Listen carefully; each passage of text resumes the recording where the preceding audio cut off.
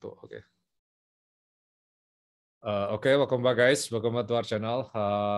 Kembali lagi ya ke edisi collab bareng lagi podcast bersama Mbak Sabrina ya. Salam kenal Mbak. Ya. Ya, Mbak Sabrina ini rekan di Dulu Mindshare ya guys. Jadi sekarang Mbak Sabrina mulai masuk ke dunia Web3 juga. Nah sebelum masuk ke inti, ya tak kenal kata sayang dulu ya Kak. Maksudnya gimana Mbak explore Web3 sama crypto itu gimana? Awalnya sama NFT gimana? Hai semua, by the way ini English atau bahasa? Mix? Bahasa aja ya. Oke. Hai semua, thanks banget udah undang aku di Kryptonian YouTube. Hai, aku Sabrina. Aku sekarang masih kerja kantoran corporate di media agency. But in the meantime, karena in the future itu kan kita udah mulai fokus ke NFT, Web3, and then of course everyone knows crypto. Jadi ya mulai mencemplungkan dirilah di dunia Web3. Tadi gimana? Oh, mulainya dari mana? Iya, dari Mungkin kapan? Sejak kapan ya? mungkin aku udah mengenal kripto itu pas tahun 2017 yang orang heboh banget tuh, berarti lagi buruan yang kira-kira dulu tuh Bitcoin sampai 30 ribuan atau ETH-nya tuh sampai 1000-an. And then after itu kan 2017 sampai sekitar 2020-an itu crypto winter. So I hold my assets pada saat itu karena winter. Tapi jujur dari winter itu sama sekali nggak nyentuh karena ini apa sih koin-koin gitu kan. Jadi benar-benar melupakan sampai 2021 mulai rise lagi. Terus mulai masuk di dunia NFT atau Web3 itu dari Februari 2021 waktu zamannya NBA Top Shot. Jadi NBA Top Shot itu kayak semacam dulu kan orang tahu itu kan kartu Pokemon atau kartu baseball untuk dikoleksi. Ini judulnya ya digital kartu baseball, kartu basketball untuk dikoleksi sih. Sampai aku sempat jadi untuk Indonesian channel-nya itu moderatornya sih. Sampai sekarang masih aku gitu. Berarti ya dunia NFT dari Februari 2021 sih. Ya benar. Ya itulah maksudnya ya mungkin skeptis lah di awal 2017 kan mungkin ada yang anggap skema Ponzi terbesar lah apalah. Jadi baru masuknya 2021. Nah terus aha momennya sendiri Kak. Kakak nganggap ini industri is here to stay, is not going anywhere. Kapan tuh kira-kira? Mungkin pas NBA Top Shot itu sih. Oke. Karena kalau sebagai kolektor, karena kan juga konten creator kayak bikin ya konten di Instagram atau ada social media gitu, dan itu kan secara nggak langsung followers kita itu kan ownership-nya itu di company tersebut kan. Kalau misalnya kita udah punya 1 juta followers di Instagram, terus company-nya bangkrut ya udah bye. Kita beda levelnya. Iya, and then mulai ada namanya NBA Top Shot kayak yang buat kolektor untuk kartu basketball. Dan kalau kita zaman dulu sering main game atau sering main kartu Pokemon, orang mau bayar mahal kan buat koleksi itu. Jadi sebetulnya konsepnya sama sih. Kalau bedanya dulu hard copy, hard kartu, ini digital aja. Jadi di situ sih aha moment ya. Jadi pas ngelihat kalau semua orang tuh mau punya kayak sisi belonging, community, and then kayak kebersamaan koleksi something itu kelihatan sih aha momentnya. Iya benar. Apalagi sekarang inilah Kak ya zaman censorship atau apa. Jadi kalau misal perusahaannya bangkrut atau hilang atau dia nggak senang sama kita, otomatis di ban kayak gitu kan. Jadi kita nggak sepenuhnya punya aset kayak kita. Makanya Web3 ini come to fruition kayak gitu ya Kak. Yes. Ya benar kayak gitu. Jadi ya mungkin ya kemarin ya Kakak ini kan berkecimpung di NFT ya mungkin udah berpengalaman lah. Jadi kakak sini lebih fokus ke community-nya kayak gitu ya. Terus gimana kalau bisa benar kayak gitu, kakak gimana cara mencari komunitas yang mungkin kakak udah involve banyak di komunitas juga kan? Kalau untuk komunitas Web3 sendiri ya? Yes. Ya. Dulu sih ada zaman-zaman NBA Top Shot kan juga ada community-nya. Nah sekarang aku juga ada community. Jadi sebetulnya kalau misalnya pertama kali nyari itu enakan di Twitter. Ya, Twitter dulu, cari influencer siapa, nge-follow siapa, lalu mulai ngelihat dari project NFT-nya tersebut. Paling gampang sih lihat dari masuk ke Discord, terus mulai ngobrol-ngobrol aja di channel chat mereka. Terus lama-lama kalau ada feeling atau kerasa ini komennya enak nih atau jelas, maksud jelas tuh nggak ngomongin tentang jual beli, harga, atau kayak nggak nge-vote atau kayak ngejelek-jelekan sesuatu, itu kelihatan kalau komunitas sehat. Tapi kalau benar-benar cuma ngomongin cuan, profit, itu agak-agak gimana ya? Agak hitam gitu loh, terlalu dilebih-lebihkan. Kayak kan pertama-tama kita masuk NFT atau Web3 ini kan buat ngeliat community-nya juga sih. Ya, benar. Ya, terus kalau jangan untuk ya gimana? Sorry. Ya. Kalau untuk sekarang sih, kalau ditanya NFT itu pilih NFT yang mana, kayak artnya bagus atau enggak sih, udah bukan termasuk art lagi sih, lebih ke subjektif. Iya benar. Udah ada ininya sendiri kan apa? Ya kalau misal kayak teknologi itu pasti ada the blue chip-nya lah. Misal kayak si Bored Ape, terus ya itu udah lain lah kan NFT-nya. Jadi menurut kakak yang masih kayak bisa kayak Bored Ape juga, tapi itu udah nggak ada lagi ya. Maksudnya emang blue chip tuh udah benar-benar di Bored Ape kayak gitu ya. Maksudnya mungkin maybe ada potensial yang seenggaknya nggak perlu jadi kayak Bored Ape, tapi mungkin secara utility masih bisa potensial lah. Masih ada sih. Sebetulnya kan Bored Ape juga baru launch kan April, jadi dibilang blue chip kalau di-compare sama stok atau saham yang blue chip itu lebih dari belasan tahun, ini ibaratnya masih startup gitu. Jadi kata-kata blue chip di NFT masih agak vague. Tapi salah satu yang awal itu kan Bored Apes, Cool Cats, Top Shots, kayak gitu. Ya soalnya ya 2017 pun kalau ada, ya benar sih kita harus define dulu kata blue chip itu. Soalnya 2017 itu ada CryptoKitties kalau kakak pernah dengar. Nah itu kan tapi sekarang nggak terlalu ini kan. Ya kalau dibilang blue chip juga nggak bisa. Soalnya ya community-nya mungkin udah nggak jalan lagi. Untuk mungkin salah satu value-nya itu dari community itu kan. Terus network effect kayak gimana. Terus menurut kakak untuk memaintain ini community itu gimana? Kalau untuk memaintain, pertama tentu saja ini in the NFC Discord atau apa kayak other, karena yang di aku komunitas itu mungkin harus ini sih yang pasti memberikan benefit community langsung. Jadi nggak cuma ala GM good morning, karena it's useless gitu. In the end, people wants to know about other project.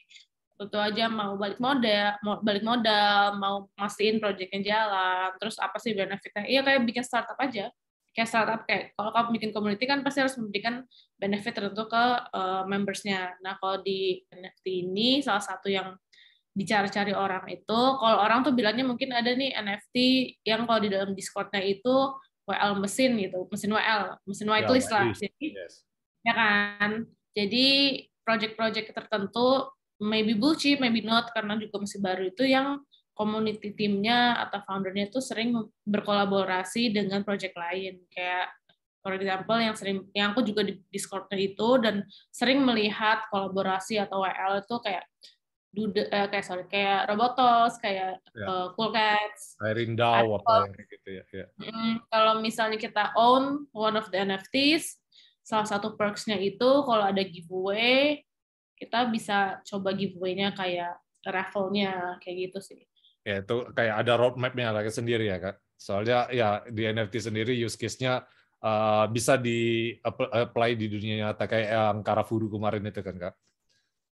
Iya, makanya kalau untuk NFT itu it's not about art anymore gitu, karena art subjektif gitu. Tapi kan apa sih real life utility-nya? Kayak sekarang tuh lebih ke experience juga kan, kayak VFriends yang easy as dengan beli NFT ini tuh sama digital JPEG gambar ini tuh kita bisa mendapatkan eksklusif ketemu sama artis atau ke acara event ini atau VIP. Jadi jelas gitu loh. Jadi nggak usah NFT itu nggak usah dipusingin bingung kayak oh ini kayak game kayak World of Warcraft harus beli skin or whatever itu nggak usah. Karena jujur aku juga nggak main game. Makanya benar. Ya, game itu juga culture juga sih. Iya, benar.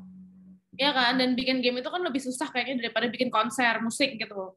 Yes. Kalau orang pikir ya. Jadi nggak usah dibikin aneh-aneh, cari project yang sesuai dengan kita tahu utility-nya, karena nanti di end NFT nggak cuma kayak mengenai gaming aja. Karena ada kebagi kayak subculture atau subkategori kayak art ini, atau beli NFT buat dapetin exclusive experience buat musik, atau industri F&B and everything gitu.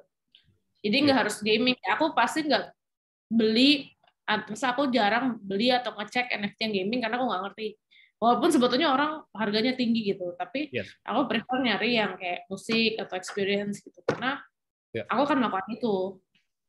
Gitu. Ya, soalnya yang kayak Bored Ape juga kan ada eksklusivitas. Kalau misal kita punya Bored Ape yang rare kayak gitu, punya eksklusivitas ke apa Yak Party kayak gitu kan. Jadi ya itu tapi untuk itu Bored Ape sendiri tuh aku agak-agak penyesalan sih.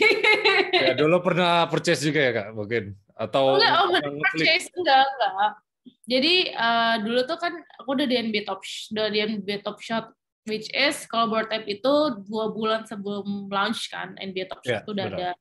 Jadi aku sempet tuh kayak ngecek Discord-nya, sempet kepapar lah informasinya. Terus aku liat website-nya, cuman apaan sih gambar monyet nggak jelas, jeleknya tutup. Semenjak itu nggak mikirin, terus kayak aduh. Ya penyesalan karena klasik lah itu sama lah kayak jelek gitu. Yes. Ya itulah. Karena Jadi banyak gambar art yang lebih aneh dan lebih abstrak daripada Bored Ape. Tapi tiba harganya bisa lebih tinggi atau gitu. Atau mungkin yang kayak lebih bagus. Yang kayak Gozali kemarin itu juga kan nggak kan. Kita nggak expect kan, tapi nyatanya nggak bisa dibilang blue chip juga. Soalnya sekarang projectnya nggak jalan lagi kan. Iya. Cuman sekedar flipping oportunis lah. Maksudnya kemarin ya fenomena sih Gozali itu nggak bisa dibilang hoki juga, tapi nggak bisa dibilang juga nggak hoki juga. Jadi ya benar. Oh beli ya? Enggak, aku cuma diri aja Kak kalau NFT sih penikmat aja. Maksudnya ya kalau beli sih enggak ya, cuman ngikuti komunitasnya juga benar kayak Kakak tadi. Nah, terus Kakak sempat mention Alfamart sama Robotos atau itu masing-masing projectnya ya memang punya utility kan masing-masingnya. Tapi yang spesifik yang Alfamart ini yang Kakak share tadi itu kira-kira tentang apa tuh? Oh, Alfamart ini community NFT Indonesia, salah satu yang di dalam, namanya Alfamart. Kakak community manager ya itu? Enggak ya? Enggak, jadi aku member, tapi kayak aku helping on other aspect kayak social media gitu sih. Jadi kita members itu baru 100, karena kita juga Discord-nya kita tutupkan. Jadi untuk informasi alpha call lah, jadi kayak, oh ini ada project WL, atau kayak jangan lupa minting ini, atau kayak prediksi, atau kayak trend, well alert, minting and everything gitu sih. Ya, benar. Jadi ibaratnya kalau kita kayak build community, kita bikin Telegram group atau WhatsApp group, ini taruhnya di Discord sampai Alfamart. Ya rata-rata NFTs pada di Discord semua sih Kak. Soalnya segmented kan kalau Discord tuh kalau kita pengen bicara ngobrol hal ini di sini. Jadi community-nya pun secara nggak langsung bukan ke distraksi. Informasi terstruktur lah. Benar. Ya, in order lah, benar.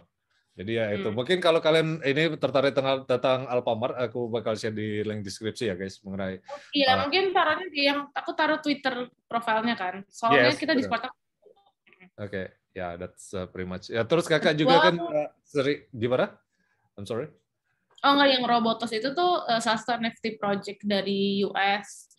Jadi aku nggak beli pas pre-sale gitu kan. Dia launch tuh sekitar June atau Juli 2021.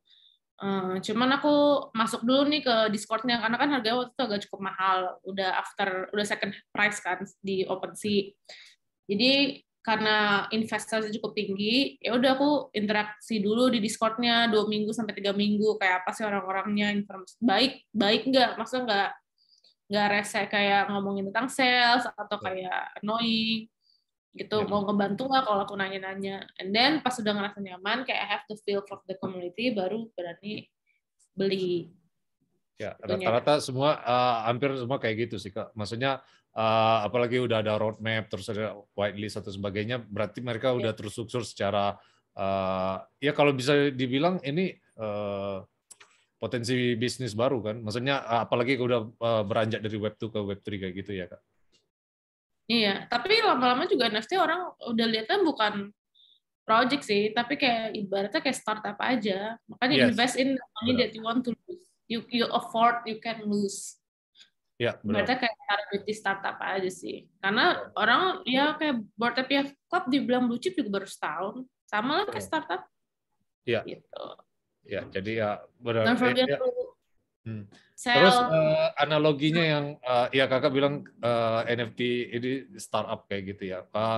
Jadi startup itu kan dia kayak Gojek atau apa, ada mungkin kalau dibilang blue chip nggak juga ya, tapi menurut kakak selain Bored Ape nih, yang bakal kayak unicornnya dari NFT itu siapa aja? Maksudnya ya mungkin ya we never know lah, it's just a guess lah.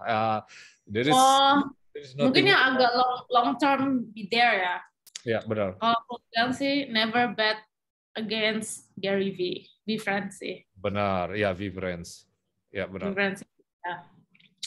Udah jelas sih. Ya mungkin itu. ya bisa di-share apa alasannya atau ya mungkin ya karena Gary Vee sendiri kan punya ini kan, punya nama kan, punya Gary Vee itu aku lihat juga dia nggak sungkan-sungkan dia nyapa community-nya kan. Itu yang aku salut dari Gary Vee itu juga. Gary Vee juga udah punya kantor yang jelas kan, bisnisnya Ya, jelas. jelas. Ya. Jadi sebetulnya dia banyak backing up yang jelas sih. Jadi never bet against Gary Vee. Ya benar guys. Ya tapi itu ikut financial advice juga lah. Tapi ya sekedar not financial advice. Don't forget to do your research. Tapi in terms of business wise, and then gimana dia bisa merali orang-orang buat follow social media dia, terus setiap events, sampai dia bisa menjual dari Vayner X, Vayner Media, Vayner Sports, semuanya. Never bet against him lah. Kalau mau cari Bored Ape Club, coba cek itu. Benar. Ya, ntar aku bakal share juga di link deskripsi kayak gitu. Nah, terus kakak juga kan berkecimpung di brand strategis nih.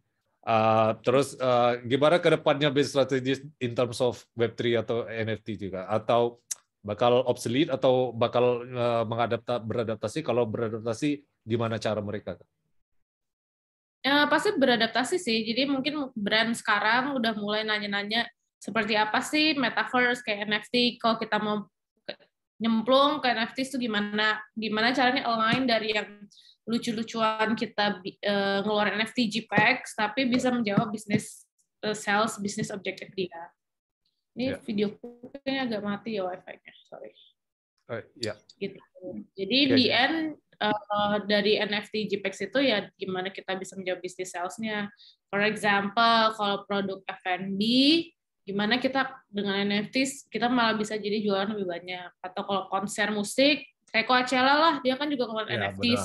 Nah, itu ya bisa menjawab bisnis objektif dia dengan cara kalau kita punya NFT dia, kita dapat akses tiket eksklusif gitu kan, VIP experience, di mana orang-orang kayak, wow keren banget, gitu mau dong. Gitu. Iya sih. Terus juga kan kalau dari segi advertising kan di Metaverse bisa naruh iklan, berapa ETH atau berapa apa kayak gitu kan. Iya. Ya, jadi itu salah satu. Lebih ke connect dari gambar JPEG itu ke bisnis sih. Gitu, as simple as that. Ya. Tapi ya, dan tentu saja pintar ngejualnya ke klien. Karena konsep ini kan sangat masih tabu lah. Banget kan, especially mungkin di Indonesia atau di Asia. Kalau mungkin di Amerika mungkin udah lebih, especially di New York udah kelihatan, udah oke lah. Ya, di sini sampai sempat masuk ke Times Square kan. Dengan jelas. Ya, benar. Jadi seperti itulah ya mengenai brand strategi di NFT dan kripto. Terus ini ya kakak ini juga kan sering bicara tentang ini juga ya kan, financial management. Nah, apakah portofolio NFT ini cocok untuk di portofolio kak? Kalaupun bisa berapa persen? Ya ini non financial advice, cuman dari segi yang kakak udah ada experience tuh gimana kak? Boleh dijadi portfolio kalau sudah ada 1, dana darurat yang jelas, 2, asset allocation yang jelas, 3, duit yang dipakai udah siap hilang, itu sih. Karena itu paling penting banget.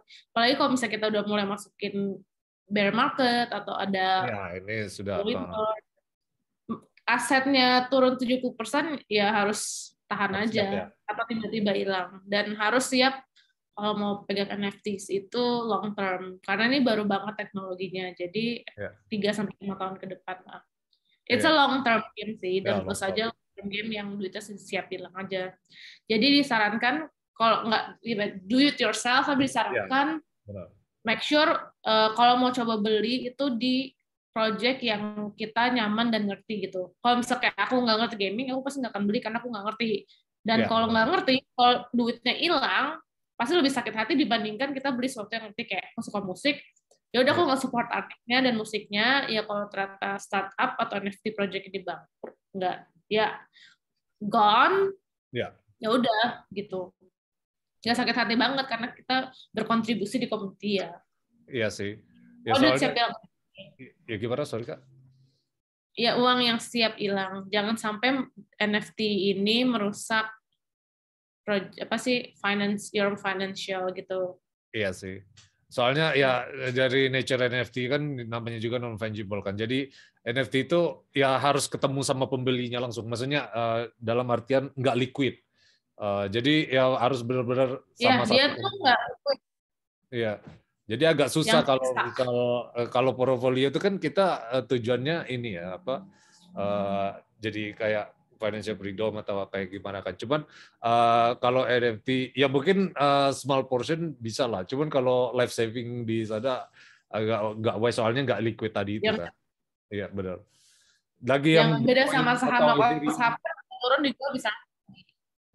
Iya, kayak jadi kayak exit liquidity atau kayak gimana kan. Soalnya kalaupun kayak yang Bitcoin atau yang market cap-nya udah gede atau Ethereum pun masih bisa ada peluang turun 80% kan. Gimana kalau yang nggak liquid kayak gini. Jadi kalau untuk exit susah kan. Jadi ya harus hati-hati bener sih makanya NFT itu. Makanya aku juga bikin apa ya kayak edukasi lah. Maksudnya konten-konten kayak gini Kak. Gitu sih paling Kak. Iya. Nah, paling ini sih hati-hati banget masih rentan dengan FAT ya, apa ya kayak fear, uncertainty, doubt di keluar-keluarin atau dijelek-jelekin dikit itu tuh orang langsung gak nyaman. Harga langsung turun. Nah, itu aja sih. Iya, soalnya ya nature dari free market tadi sih Kak. Maksudnya namanya FUD berarti juga ada yang hopium juga kan. Maksudnya yang nganggap bakal to the moon terus juga kan. Jadi ya kalau misal brosur di ini terus apa digoreng terus. Tapi sebaliknya pun juga demikian. Jadi ya benar sih menurut aku keep the emotion in check sih. Soalnya kita never knows lah about the market kayak gitu kan. Kakak juga nggak pengen terlalu terlibat lah masalah price prediction kayak gitu kan. Jadi ya. Oh ya, sama jangan terlalu percaya sama influencer. Ya itu satu lagi. Banyak lah korban ya kan kita. Mas juga ada hidden agenda juga ujung-ujungnya. Jadi hati-hati. Jangan semuanya terlalu percaya influencer. It's just dari influencer aja. Mereka bukan Fed atau the government atau big company. Ya soalnya dari idenya kan juga kan mengenai community ya. Community itu ya berarti don't trust, verify. Jadi walaupun kita udah tahu satu informasi, kita cross check lagi informasi lainnya, di compare. Walaupun itu kita nggak tahu kebenarannya, seenggaknya kita terfilter lah. Maksudnya critical thinking kita berpikir lah. Jadi nggak semena-mena kita langsung percaya sama informasi. Kan kalau Web 2 kan kecenderungannya percaya kan. Jadi apapun yang muncul yang di followersnya banyak, itu otomatis secara nggak langsung kita tersentif untuk percaya. Cuman di sisi lain kita harus transisi ke Web3 perspektif ini ya Kak. Iya. Jangan FOMO terlalu banyak. NFT itu di dunia NFT sebulan tuh udah berasa kayak 6 bulan kadang. Jadi secepat itu. Jadi if you need to take a rest, jangan FOMO aja, nggak apa-apa. Ya, no fun, no FOMO, ya itu dua hal yang saling, walaupun berbanding terbalik, tapi saling bergantungan sih dua-dua itu. Ya, karena emotion itu tadi sih Kak. Karena kita nggak tahu kan nature dari teknologi, adopsi teknologi itu kan kita sometimes overestimate the present, underestimate the future kan, kayak gitu sih. Jadi ya orang nggak tahu value-nya kan. Jadi ya wajar sih kayak gitu sih. Jadi ya it takes time lah for sure. Ya dan kayaknya juga sekarang tuh udah banyak banget ya project. Jadi sepertinya kan mulai ada koreksi lagi. Mungkin kayak seperti kata yang dibilang 99% of the project will fail. Jadi make sure you are good where you are. Ya kayak banyak startup lah. Kayak tahun 2017 ICO Initial Coin Offering itu Tiba-tiba udah hilang kan, bust. Iya, ya itulah makanya kayak startup atau kayak unicorn atau apa kan ujung-ujungnya bakal ada dua, Kak. Maksudnya kayak market share yang terbesar kayak Nike atau Adidas atau Bitcoin atau Ethereum. Entar pun di Bored Ape ini ada saingan juga, siapa mungkin blue chip-nya, kita nggak tahu. Yang jelas otak kita ini selalu comprehend dua itu. Aku pernah baca di kayak gitu sih kalau masalah adopsi teknologi. Cuman itu lain soal lah. Yang jelas adopsi NFT atau kripto ini masih panjang kayak gitu ya, Kak. Yes, it's a long term game. Hati-hati aja makanya. Nah, ya ini penutup terakhir ya, Kak, sebelum kita akhiri semua ini. Menurut Kakak NFT ini, ya ini kita udah tahu lah jawabannya klise, cuman bisa Kakak elaborate dikit, NFT is the future or not? Maksudnya dari segi, ya maksudnya dari portfolio lah, atau apa segi culture, atau ya kan, soalnya NFT ini ada niche market itu sendiri kan, NFT atau Web3 lah. Ya. Well, I think it is the future. So, just like the internet awal-awal. Internet awal, kayak social media awal. It's more a lot of fun, community and everything. Tapi lama-lama bakal lebih terintegrasi dan lebih apa ya? Ada rules diregulasiin juga. Gitu. And then better start early and then catch all of the experience and then the boom sih sebelum ini jadi mainstream. Ibaratnya kalau zaman dulu tuh orang ke .com bus itu kan orang juga bubble ya kayak gitulah adopsi teknologi yang masuk ya, benar. Beli mulai email, nah sekarang mulai domainnya domain Ethereum kayak apa? DNS Kryptonian.eth kayak gitu kan. Aduh, aku nggak ini juga sih. Experience and then you can have better work or better opportunity juga sih. Oke, ya. Yeah, I think that's it for today, guys. Thank you for your time. Support terus ya, Kak Sabrina. Ntar aku bakal share di link di deskripsi mengenai Alphamart. I hope it's helpful, yes. Yes, exactly. And then leave a like and subscribe to our channel.